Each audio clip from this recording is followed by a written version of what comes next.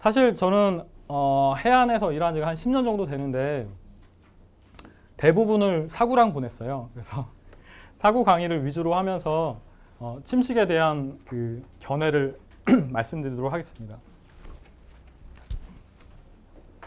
예, 보시는 그림의 배경은 아까 말씀드린 대청도의 옥죽동 사구입니다.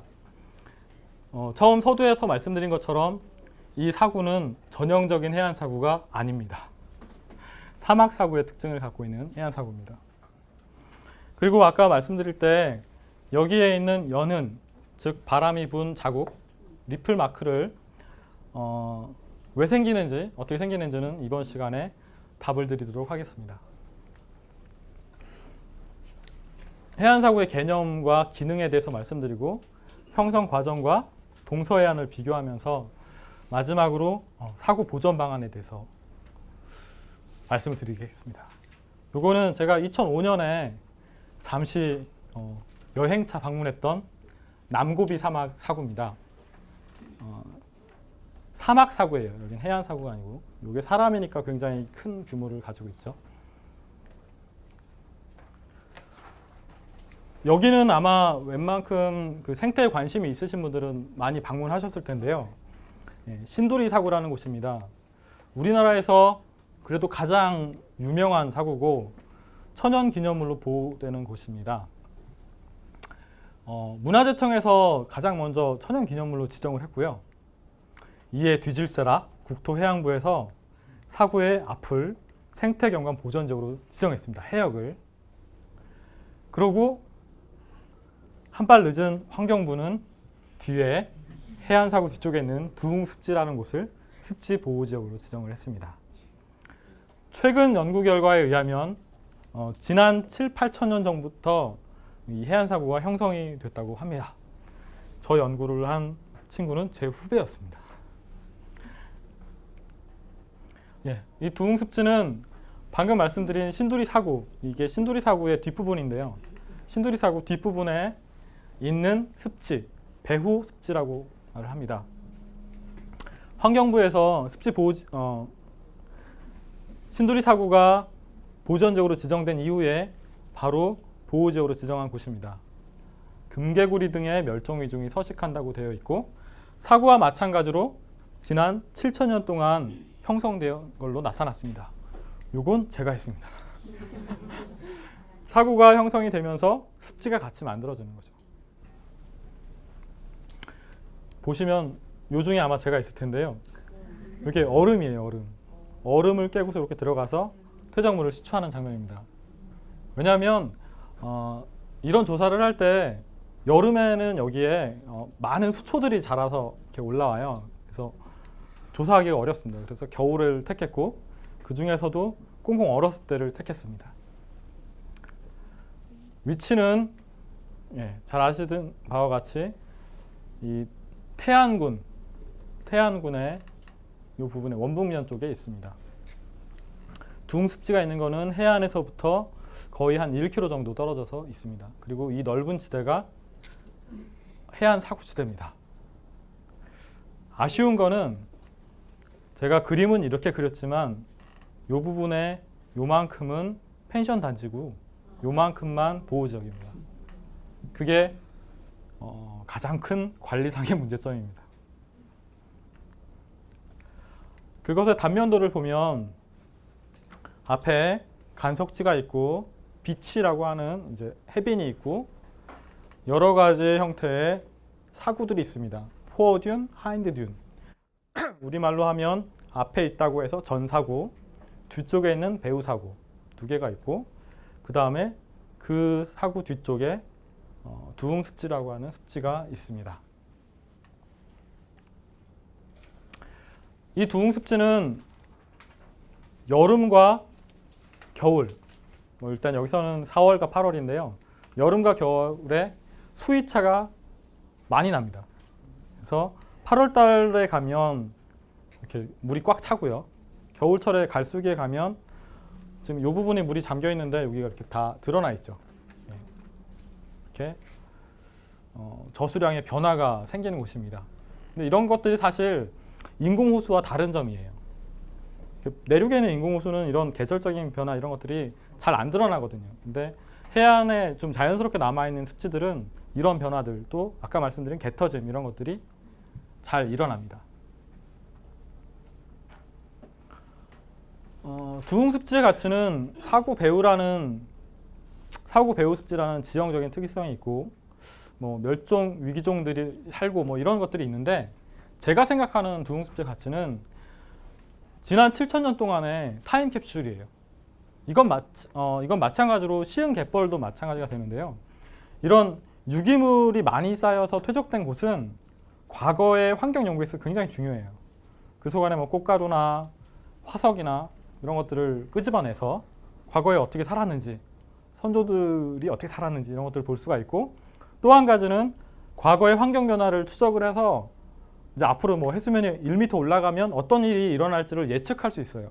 왜냐하면 과거에도 계속 기후변화나 해수면이 상승, 하강 이런 것들이 반복돼 있었거든요. 예를 들면 아까 요 앞부분에서 이렇게 끄집어낸 퇴적물을 잘게 다시 쪼개서 현미경으로 봤더니 이러한 꽃가루들이 있었어요. 이런 꽃가루들은 예를 들면 참나무 속 식물들은 조금 더 따뜻한 환경에서 자라고 소나무 속 식물들은 좀 더 추운 곳에서 자라는 식물들이기 때문에 과거의 기온이나 과거의 환경 변화를 유추할 수가 있습니다.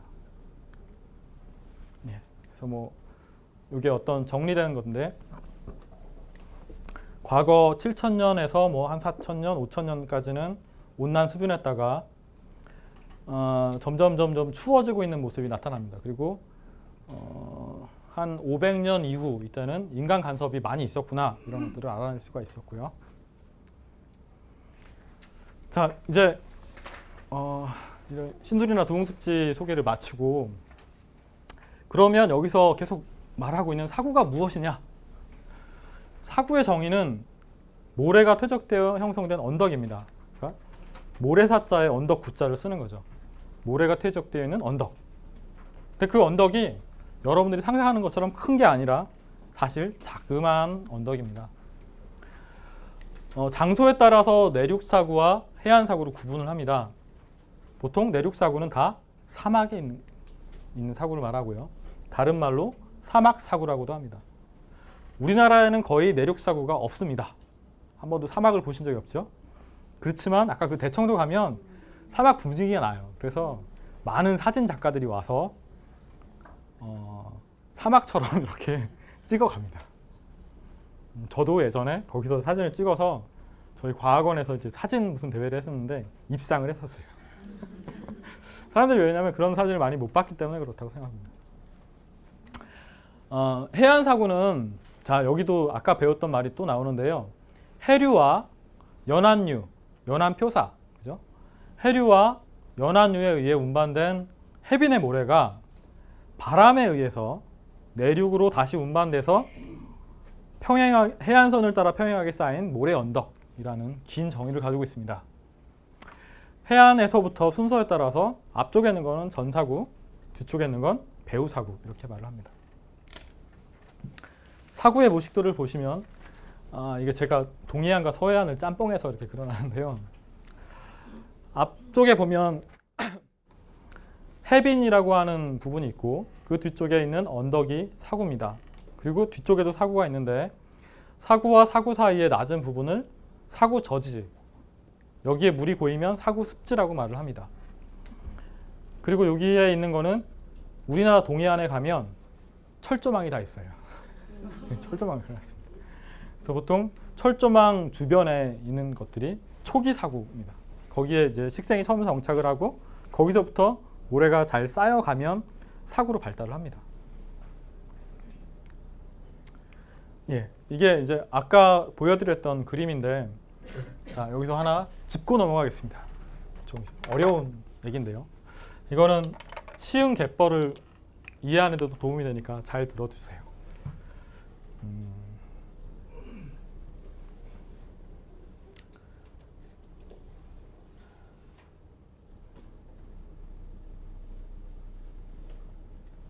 네. 일반적으로 해빈 단면이라고 해서 부르는 말이 있는데 이렇게 생겼습니다. 자, 요 부분을, 요 톡 튀어나온 부분을 범이라고 부릅니다. 그리고 뒤쪽에 있는 부분을 사구라고 불러요. 여기를 비치 페이스, 우리나라 말로 하면 비치가 해빈이니까 해빈 면이 되고요. 여기는 비치 플랫, 우리나라 말로 하면 해빈에다가 플랫하니까 평탄면, 이렇게 말을 붙일 수 있습니다.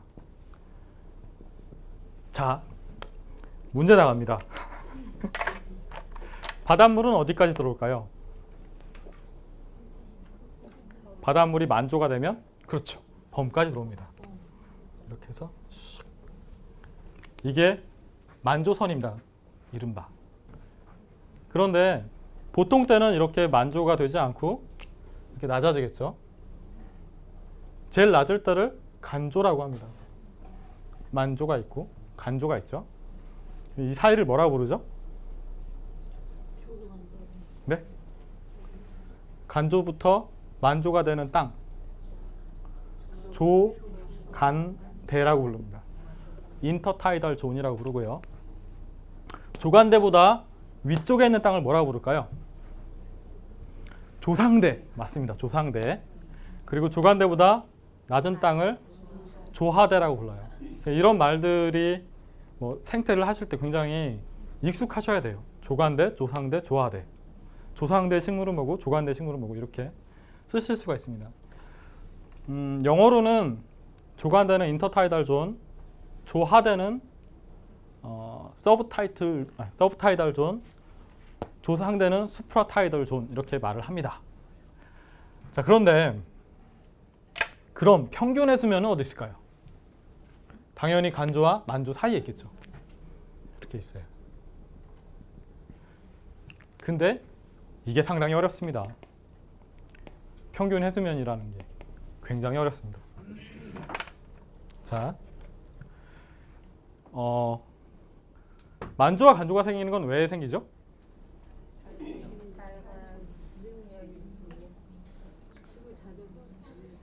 네, 지구 자전 때문에 생기는 거죠. 지구 자전 때문에 만조와 간조가 생기는데, 아까 막 달의 인력 뭐 이런 거 말씀하셨었죠? 그것도 맞는 말이죠. 달의 인력, 천체 인력, 정확하게 말하면 천체 인력 때문에 생기는 거는 제가 그릴 수 있을지 모르겠네요. 이렇게 생겼습니다. 이때가 대조, 그리고 이때가 소조입니다. 자, 대조라고 말하는 건 간조와 만조가 큰 차이를 보일 때를 대조라고 하고요. 소조라고 말하는 건 간조와 만조가 적을 때를 말합니다. 천체를 딱 하나만 생각을 해볼게요. 태양과, 두 개네. 태양과 달, 이렇게 두 가지만 생각할 때 태양과 달이 일직선을 이룰 때가 대조 때고요. 태양과 달이 직각을 이룰 때가 소조 때예요. 그죠? 어렵죠. 그런데 요것과 요것이 이루는 날짜의 차이는 며칠일까요? 네, 7일 정도가 되죠. 7.5일 정도죠. 왜냐하면 대조와 대조의 사이가 15일이에요. 즉 삭과 망, 이 사이가 이때가 보름이고, 그러니까 소조와 대조의 차이는 7.5일이 되는 거죠. 정확하게 말하면 이게 이 주기가 29.5일이기 때문에 또 딱 떨어지진 않아요. 하지만 대략적으로 볼 때 뭐 그렇게 말을 할 수가 있죠. 그래서 대조 때를 낚시꾼들은 뭐라고 부르죠? 칠물이라고 불러요. 0, 1, 2, 3, 4 이렇게 쭉 가서 칠물 또는 뭐 팔물, 이때가 물이 많이 들어왔다 많이 빠지는 때고, 영물이라고는 안 부릅니다. 뭐 무시 뭐 이렇게 부르거나 아니면 뭐 1물이나 뭐 14물 이럴 쯤이 소조 때가 돼요. 그래서 그때는 물이 조금 들어왔다 조금, 다시 말하면 이렇게 되는 겁니다. 조금 들어왔다가 조금 나가죠. 그래서 소조 때를 조금이라고도 부릅니다. 이거 정확한 설명 아닙니다. 그냥 그렇게 외우시라고 하는 거예요. 조금대가 소조대입니다. 그래서 사실은 서해안의 평균 해수면을 구하기 위해서는 이걸 다 계산을 해야 돼요. 굉장히 어렵겠죠. 이 주기가 다시 반복되는 건 약 19년이 걸린다고 합니다. 굉장히 어려워요. 어쨌든 그래서 이제 이 해양학을 하시는 분들이 여러 가지의 말들을 합니다. 예를 들면 만조라는 말은 사실 이때도 있고 요때도 있겠죠. 그죠? 대조 때도 만조가 있고 소조 때도 만조가 있어요. 그러니까 범위라고 하는 거는 아까 말씀드린 건 이게 사실 여러 개가 생겨요. 범위라고 하는 게 만조 때마다 생기기 때문에 여러 개가 있습니다. 그래서 만조 때들의 평균, 소조 때들의 평균 이렇게 뭐 말을 할 수 있겠죠. 그래가지고 뭐 약 최고 고조이면, 약 최저 저조이면. 그래서 여기에 선이 굉장히 많습니다. 근데 여러분들이 아셔야 될 건 거의 대략 최고조위가 되는 약 최고 고조이면을 아시면 돼요. 그래서 이때 물이 들어오느냐 안 들어오느냐가 굉장히 중요합니다. 왜냐하면 물이 들어온다는 건 거기까지 침식이 일어난다는 거예요. 그러니까 예를 들어서 이 부분에다 나무를 심게 되면 요건 자라지 못하는 거죠. 일주일 전에는 자랄 수가 있었겠죠. 근데 일주일만 지나면 물이 들어오는 거죠. 이에 비해서 동해안은 굉장히 간단합니다. 서해안은 조차가 어느 정도인지 아세요? 이 시흥 쪽은 아마 한 7, 8m 날 겁니다. 인천만의 조차가 8m 정도까지 납니다. 보통 우리가 조차라고 말하는 건 아까 말했던 대조차를 말을 합니다. 동해안은 어느 정도 될까요? 네, 30cm 정도 됩니다. 굉장히 작아요. 그래서 동해안은 뭐 조차라고 말하기가 좀 어렵습니다. 이렇게. 근데 아까 제가 갔었던 평평한 파식대, 수평 파식대라고 말을 했던 그 파식대에 가면 그 조차가 느껴져요. 30cm 물이 들어오면 젖습니다.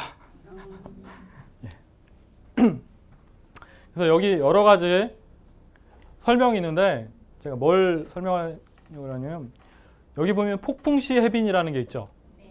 이 폭풍시 해빈이라는 게 여기 보면 범이 여기가 있고 여기 두 개가 있습니다. 그래서 보통 때 범은 더 앞에 있고 폭풍 때 또는 서해안 같은 경우에는 사리 때, 대조 때 물이 더 많이 들어올 때는 더 위쪽에 생긴다는 거예요. 그래서 이런 것들이 생기고 이 뒤쪽에 사구라는 지형이 발달을 합니다. 네, 아까 했고 자 이제부터 해안 사구가 왜 중요한지를 보겠습니다. 제가 둘, 넷, 여섯, 7가지로 정리를 했는데요. 먼저 해안 사구는 배후 지역을 보호하는 자연 방파제입니다. 그래서 사실은 해안 침식을 막는 데 있어서 가장 중요한 지형이에요.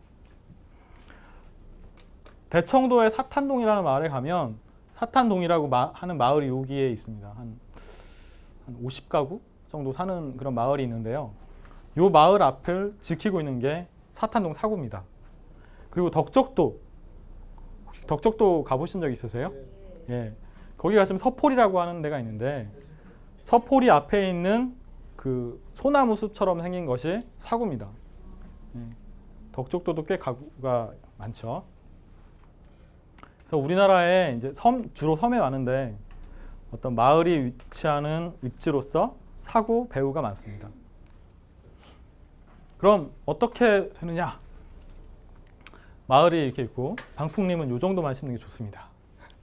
사구가 이렇게 있고 평상시에는 사구와 사빈이 이렇게 같이 폭을 가지고 있습니다. 그러다가 폭풍이 되면 사빈에 있는 모래가 쓸려갑니다.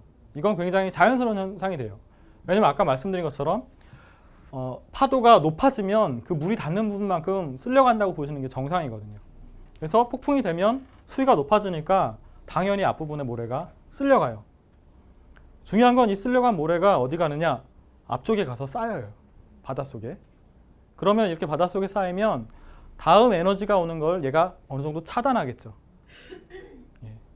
그러면서 전체적으로 사구와 앞에 있는 모래톱이 뒤쪽에 있는 마을을 방어해 줍니다. 그런데 시간이 지나면 점점점 이 모래톱이 살살살 밀려 올라가요. 그리고 앞부분에 침식됐던 사구도 사빈에서부터 바람이 불면서 다시 쌓이고, 그래서 회복이 됩니다. 이게 자연적인 그런 과정이에요. 여기서 중요한 게 있는데, 폭풍이 계속 온다고 쳐봐요. 그럼 이게 어렵습니다. 근데 자연계에서는 어느 정도 이 사구와 폭풍 사이에는 어느 정도 약속이 있어서 거의 조절이 됩니다. 그래서 뭐 1년 전에 큰 폭풍이 있으면 한 1, 2년 뒤에 다시 쌓여서 회복이 됩니다. 예전에 곰파스라는 태풍이 있었는데요. 그 곰파스라는 태풍이 서해안을 이렇게 통과한 적이 있어요. 그때 뭐 사람이 한 5명쯤 죽었나 그랬을 거예요. 근데 그때 이제 제가 연구하던 지역이 많이 쓸려 내려갔어요. 근데 정확히 한 1년 6개월 정도 만에 다시 회복이 됐습니다. 굉장히 많이 쓸려 갔었는데 금방 다시 쌓이더라고요. 자연 상태의 해안과 방파제를 설치한 해안을 비교해 보겠습니다. 자연 상태의 해안은 평상시에 이 정도의 해변폭을 가지고 있고, 방파제를 설치한 해변도 뭐 해변이 있습니다, 처음에는. 그런데 자연 상태의 해안에서는 폭풍 때 아까 말씀드린 것처럼 이 해변 쪽이 쓸려 내려간다 그랬죠? 그리고 다시 시간이 지나면 다시 회복이 됩니다. 근데 방파제를 설치한 해안은 해변이 한번 이렇게 쓸려 내려가게 되면 방파제 부분이 굴삭을 받겠죠. 그래서 방파제가 이렇게 붕괴가 되고 결국에는 사빈이 유실되는 결과를 가져오게 됩니다. 사구의 세 번째 중요한 기능은 담수를 가지고 있다는 것이에요. 자, 이것도 좀 알아두시면 좋은데요.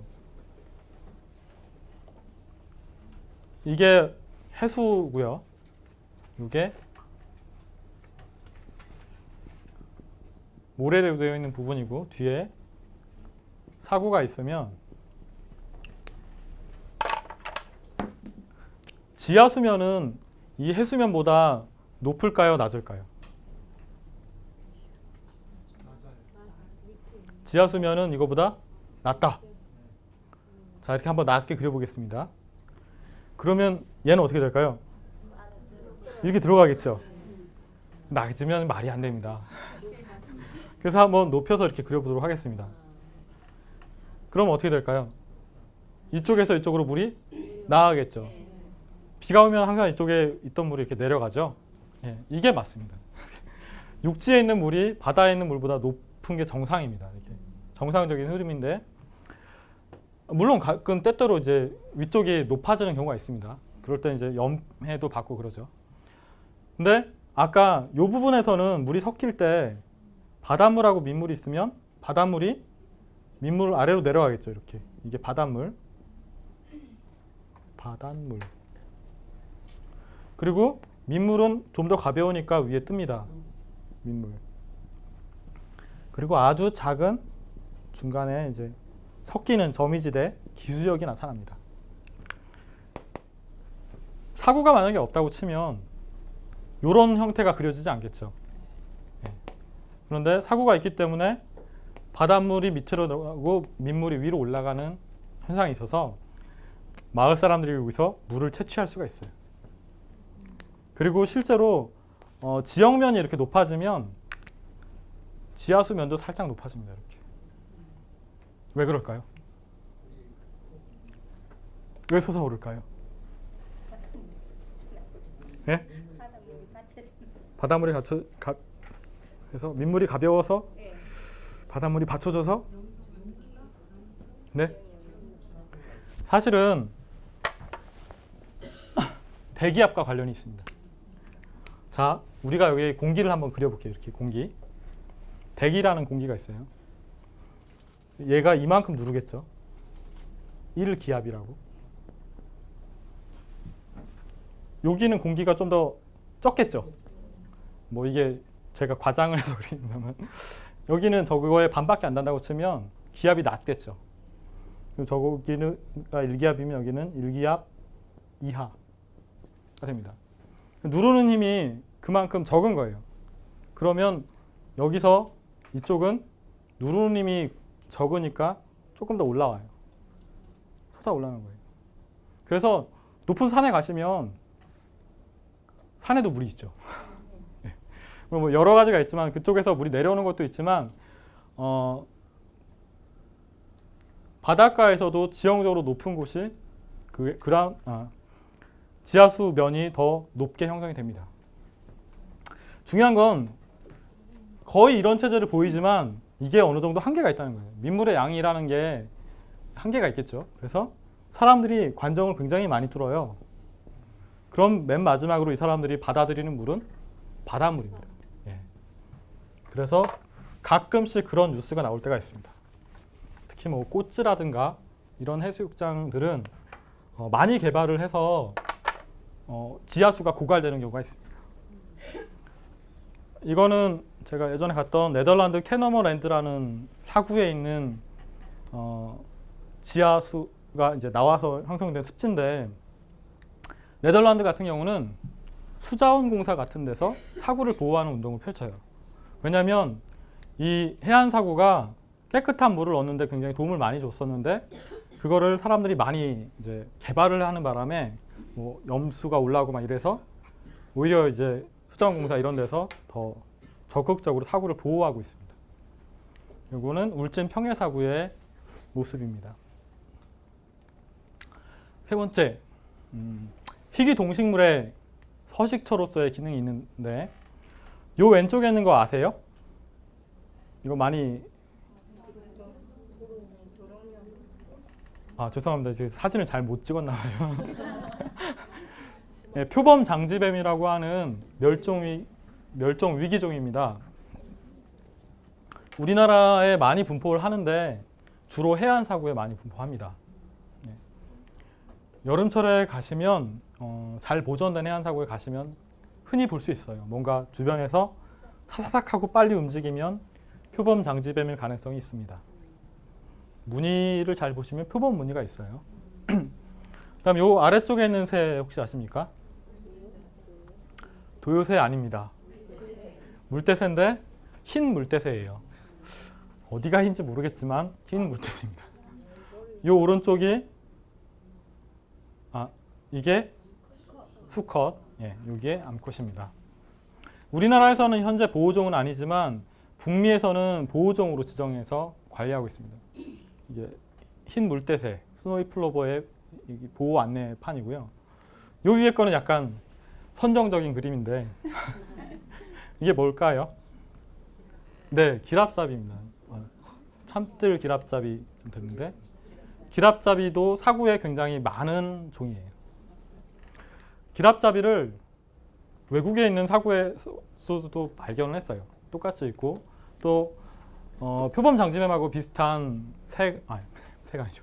표범 장지뱀과 비슷한 장지뱀이 또 외국에도 있었습니다. 그리고 흰 물대새도 또 외국에 있고요. 그게 뭐냐? 비슷한 어떤 생태적인 조건이 있기 때문에 그 비슷한 생물이 서식하고 있다는 뜻이에요.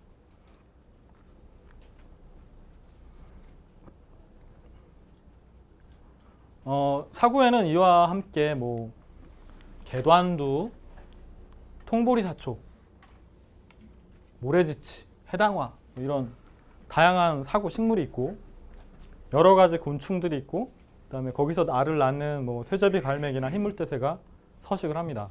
그리고 뭐 이것들을 잡아먹으려고 여러 가지 맹금류들도 방문을 하고요. 네, 보시는 것처럼 다양한 생태계를 이루고 있습니다. 근데 이거 넘어가기 전에 한 가지 지적하고 싶은 부분이 있는데 뭐냐면, 하구나 해안사구, 뭐 습지, 특히 이제 연안습지 이런 갯벌 이런 것들이 사람들이 보면 생물종이 많다라는 그런 인식을 가지고 있어요. 사실은 그렇지 않습니다. 자, 바다가 있고 육지가 있을 때, 저희가 바다 육지가 있으면 아까 제가 말씀드린 것처럼 경계가 분명하지 않다 그랬죠. 경계가 아주 애매합니다. 요 중간에 분포하는 것들을 점이지대라고 말을 한다 그랬죠. 그래서 하구, 사구, 갯벌 이런 것들도 하나의 점이지대가 됩니다. 근데 그럼 이것들이 갖는 어떤 생물적인 중요성이 뭐냐? 여기서만 사는 생물들이 있다는 거예요. 여기도 아니고 여기도 아니고 여기서만 사는 생물들이 있어요. 그 종은 그렇게 많지는 않아요. 그러니까 종이 많지는 않지만 여기서만 특화돼서 사는 종들이 있기 때문에 이 전체적인 점이지대를 없애버리면 우리나라의 전체적인 생물상이 줄어드는 거죠. 네. 그런 식으로 이해하시는 게 좋을 것 같습니다. 다섯 번째는 해안사고가 중요한 환경 기록의 장이라는 겁니다. 꼬치라는 해안사고입니다. 아까 꼬치 해수욕장 말씀드렸는데 그 꼬치 해수욕장 뒤에 있는 사고입니다. 여기에 언젠가 한번 이게 무너져서 제가 조사를 한 적이 있는데 조사를 했더니 중간에 이 부분하고 이 아랫부분에 검은색 유기물층이 나타났어요. 자,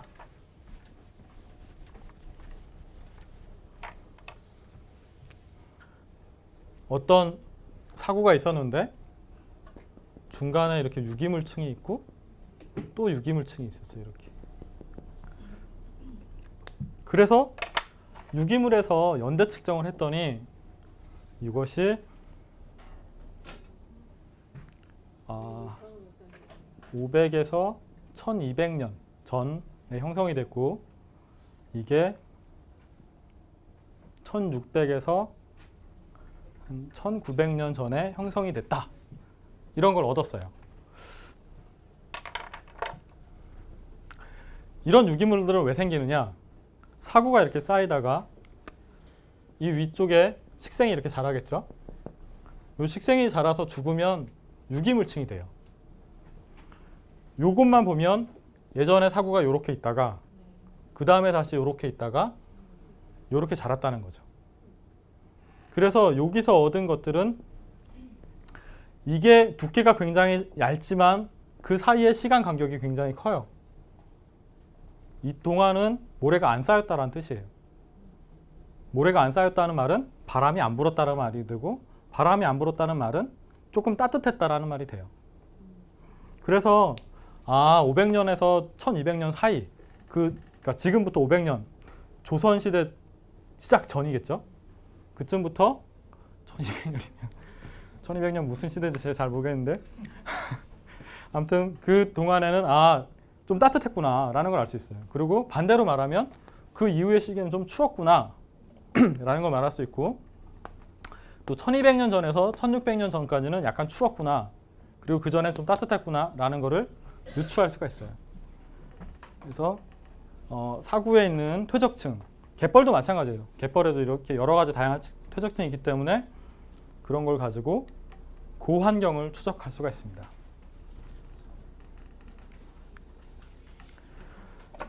여섯 번째로 해안 사고가 있는 곳은 주로 아름다운 경관을 형성하는 곳이 많습니다.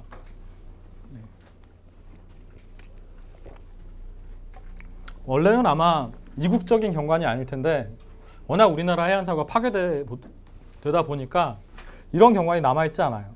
그래서 이국적인 경관을 형성을 하고 가장 제가 좋게 생각하는 거는 저비용이에요. 저비용. 해안 사고를 유지하는 데는 사실 돈이 안 듭니다. 내버려 두면 자기가 알아서 조절을 하기 때문에 사고가 형성이 돼요.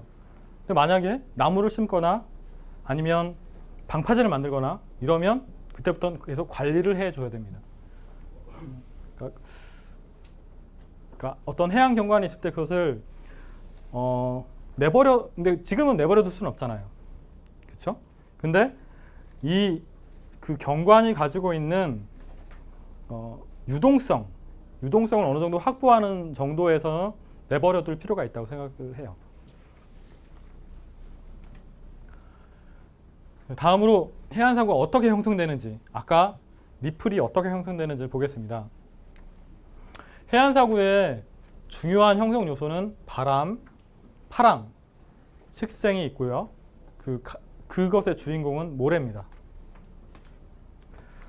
자, 이 그림을 이제 그렸는데요. 파랑에 의해 이동하는 선, 바람에 의해 이동하는 선, 이렇게 두 가지가 있습니다.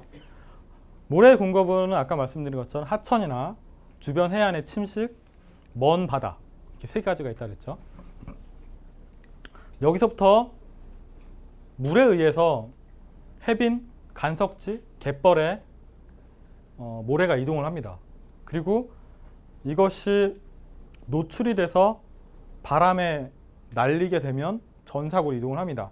근데 가끔씩은 노출이 되지 않고 그냥 물에 의해서 밀려서도 와요. 그래서 파랑에 의해서도 이동이 됩니다. 그리고 전사고 안에서 사고 지대에서 일어나는 것들은 전부 다 바람에 의해서 일어나죠. 아래쪽에 여러 가지 도형을 그렸는데 그 도형의 의미가 뭘까요? 무겁고 가볍고 퇴적물. 네, 맞습니다. 그런데 크기가 어떻죠? 예, 해빈이나 간석지에는 여러 가지가 섞여 있다가 점점점 사구로 가면서 균일해진다는 뜻입니다. 그러니까 예를 들어서 이거를 직접 이제 현장에서 실험을 할 수도 있어요. 가서 이제 관찰을 해보면 해빈이나 간석지에는 머드로 주로 되어 있어요. 그죠? 작은 것들로 되어 있는데 가끔씩 굵은 것들이 섞여 있어요. 그런데 이게 전사구로 가면 점점점 분급이 잘 일어나서 그러니까 고른 입자들만 남게 돼요. 그리고 이게 먼 거리를 이동하게 되면 거의 똑같은 모래만 남습니다. 사구의 모래를 현미경으로 찍어봤습니다. 그냥 일반 현미경이 아니라 전자주사 현미경으로 찍었는데요. 신두리 해안 사구의 모래는 이와 같습니다. 근데 사막 사구, 외국에서 가지고 온 모래를 찍어보면 이렇습니다. 이게 뭘 말하느냐? 신두리 해안 사구 모래는 비교적 각이 있어요. 그죠? 근데 아주 먼 거리를 날아간 그 모래는 바람에 의해서 마찰이 돼서 둥글둥글해집니다. 이렇게. 요 아래쪽은 하시동 안인 사구라는 곳에서 아까 그랬죠? 하시동 안인 사구에서 채취한 모래를 제가 거리별로 나타낸 건데요. 앞쪽에는 약간 각이 져 있다가 점점점 뒤로 가면 모서리가 조금 좀 둥그레지는 걸 볼 수 있습니다. 하지만 사막 사구처럼 이렇게 분명하진 않아요. 왜냐하면 전체적으로 이동 거리가 그렇게 길진 않기 때문이에요. 얘네는 막 몇십 킬로를 날아온 모래들이에요. 모래 이동 과정을 살펴보겠습니다. 이건 아주 쉽습니다. 첫 번째, 가는 모래는 보통 일반적인 모래는 이렇게 튀어서 이동을 합니다. 이런 거를 썰테이션, 우리나라 말로 도약이라고 합니다. 이렇게 바람이 불면 조금씩 튀어서 이렇게 날아요. 그런데 지금 제가 그린 것처럼 이렇게 날아지지 않습니다. 사실은 밑에서 타닥타닥 하고 튀어서 날아옵니다. 그걸 어떻게 확인할 수 있냐면 여러분이 카메라를 이렇게 딱 놓고서 찍어 보시면은 그걸 느낄 수가 있어요. 대신 카메라가 망가집니다. 두 번째 이동 방식은 더 작은 입자는 날아갑니다. 내려오지 않습니다. 그래서 이런 것들을 부유, 서스펜션이라고 얘기를 합니다. 그리고 이거보다 더 큰 입자는 당연히 도약이나 부유할 수 없겠죠. 대신 조금씩 이렇게 끌려서 이동을 합니다. 그래서 끌림 이동이라고 하고 크립이라고 영어로는 표현을 합니다. 이렇게 세 가지 이동 과정이 있는데 해안 사구 모래는 주로 도약 운동에 의해서 이동을 합니다. 그럼 이 도약 운동을 해서 어떻게 해서 사구가 만들어지느냐? 바람이 타골풍이 왼쪽에서 이렇게 불어가게 되면 바람이 이렇게 불면 모래가 뒤로 이렇게 흘러내려가게 됩니다.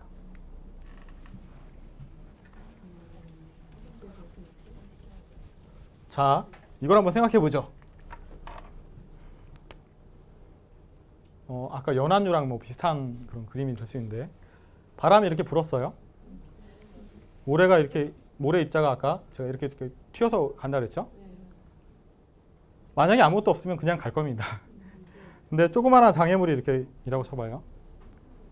드디어 풀이 조금 돋아나기 시작했어요. 그러면 이게 걸려가지고 여기 모래가 이렇게 쌓입니다. 그래서 초기에 언덕이 이렇게 만들어지는데 이게 점점점 어떻게 커지냐? 그 다음 모래는 얘를 타고 올라가겠죠. 타고 올라가서 여기까지 가면 바람이 최대가 되지만 요 후면으로 가면 바람이 불지 않습니다. 그래서 바람이 여기서는 중력에 의해서 떨어집니다. 그래서 요렇게 발달을 해요. 계속. 그래서 이쪽 보시면 이렇게 빗금을 쳐놨죠. 저건 사구에 가면 나타나는 층리를 말합니다. 기울어져 있으니까 사층리라고 얘기를 합니다. 그래서 이렇게 사층리가 발달을 하고 요 떨어지는 각도. 자, 지금 여기가 완만한가요? 이쪽이 완만한가요? 왼쪽이 완만하죠. 예, 요 각도는 정확히 알려진 바가 없지만 요 각도는 어느 정도 알려져 있습니다. 약 32도. 30도에서 34도 정도 되는 각도를 가지고 있는데 이름하여 사면 안정각이라고 합니다. 모든 물질을 자유낙하시키면 그냥 쌓이는 각도가 32도래요. 사구에서 그 각도가 확인이 됩니다. 근데 대부분의 사구에서는 이런 모습이 잘 나타나지 않습니다. 이건 정말 모델이거든요. 그럼 어떻게 되느냐? 현실은 바람이 이렇게도 불고 이렇게도 붑니다. 그래서 사구에 가서 퇴적층을 살펴보면 지금처럼 이렇게 경사층만 있는 게 아니라 막 반대로도 생기는 겁니다. 겨울철에는 바람이 왼쪽에서 불지만 여름철에는 오른쪽에서 붑니다. 식생의 역할은 풍속을 감소하고 퇴적을 유도하고 모래를 고정하는 역할을 합니다. 사구에 있는 식생을 이렇게 보시면 가서 이렇게 뜯어보면 서로 이 개체가 연결되어 있습니다. 지하에 있는 줄기로 인해서. 예, 뿌리 줄기라고 말을 하는데 뿌리 줄기, 지하경 또는 갯맥꽃 같은 경우는 위쪽에 있는 줄기로 서로 연결되어 있습니다. 예, 기는 줄기, 포복경이라고 말하고 순비기 나무도 사구식물인데 이 경우도 이렇게 옆에 줄기가 기어갑니다. 이렇게 이런 특성이 있고 전체적으로 보시면 키가 작습니다. 키는 작지만 아래쪽의 구조가 튼튼하죠. 그래서 이런 특성이 있습니다. 네. 아까 말씀드렸던 그 사구 퇴적층의 모습을 실제로 보는 겁니다. 여기 이렇게 경사가 지어 있죠. 네, 이걸 각도를 딱 재면 32도가 아니라 실제 재봤더니 20 몇 도였습니다. 현실은 조금 다릅니다. 근데 사막 사구에 가서 경사를 재면 32도가 나와요. 우리나라 사구 퇴적층의 특징을 요약을 하면 층리가 잘 발달되어 있고 입자가 균일합니다. 여기 있는 모래 중에 아무거나 채취를 해서 딱 살펴보면 200에서 250 마이크로미터 사이가 나옵니다. 그리고 크기가 지역에 따라 좀 다르다고 했는데 서해안의 모래는 그렇지만 동해안에 있는 해안사구를 조사하면 500 마이크로미터나 1mm 정도 나오고요. 석영 비율이 굉장히 높습니다. 그리고 아까 말씀드린 것처럼 제주도 지역은 조개 껍데기가 많기 때문에 폐사로 이루어져 있고요. 중간중간에 부식층이나 습지층이 있어서 과거 환경을 추적하는 데 좋습니다. 이게 이 사구의 엑스레이 같은 거예요. 사구에 이제 이 면을 따라서 GPR이라고 하는 저번에 그 미군 부대인가 그거 할 때 썼던 거 있죠. GPR. 지하를 투과하는 레이더 장비가 있습니다. 그래서 지표 투과 레이더를 이용해서 아래를 촬영한 모습인데요. 이런 구조가 있습니다. 그래서 보면 이런 거는 이게 바람이 불어서 쌓였구나 이렇게 해석을 할 수가 있고 이런 부분은 깎여 나간 부분으로 해석을 합니다. 그래서 여기는 쌓인 부분 그리고 여기는 깎인 부분 이렇게 낼 수가 있고 그다음에 이제 중요한 건 해수면 변화인데요. 이게 아주 골칫거리입니다. 왜냐하면 우린 점점점 해안이 상승하고 있기 때문에 해안이 상승하느냐 하강하느냐 아니면 가만히 있느냐에 따라서 해안사구가 이와 같이 변합니다. 자, 그러면 상승할 때는 어떻게 되나요? 점점점 뒤로 물러납니다. 근데 왜 골칫거릴까요? 우리나라가 물러날 수가 있을까요? 해안사고가 뒤로 물러나려고 해도 뒤에 집이 있어서 물러날 수가 없어요. 이게 아주 큰 문제입니다. 결국에는 사실은 근데 물러나야 할 수밖에 없어요. 왜냐하면 해수면이 계속 올라오니까.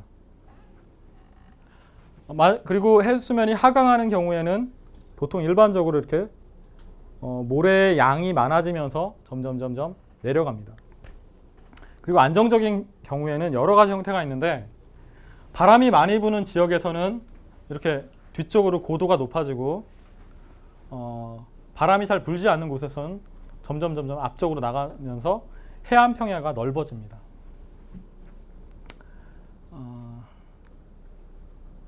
네, 여기까지만 하겠습니다. 해빈 방금 보신 것이 이제 모래가 쌓여서 점점 이렇게 나가는 모습인데 우리나라 동해안을 연구했더니 우리나라 동해안이 요와 같은 형태였습니다. 그래서 뒤에 석호가 있고 앞쪽에 사구열이 점점 나갔는데 가장 뒤쪽에는 사구열은 한 7,000년, 6,000년 정도가 되고 앞쪽에 있는 사구열은 1,000년 정도가 나왔습니다. 네. 일단 여기까지만 하고 생명도시 시흥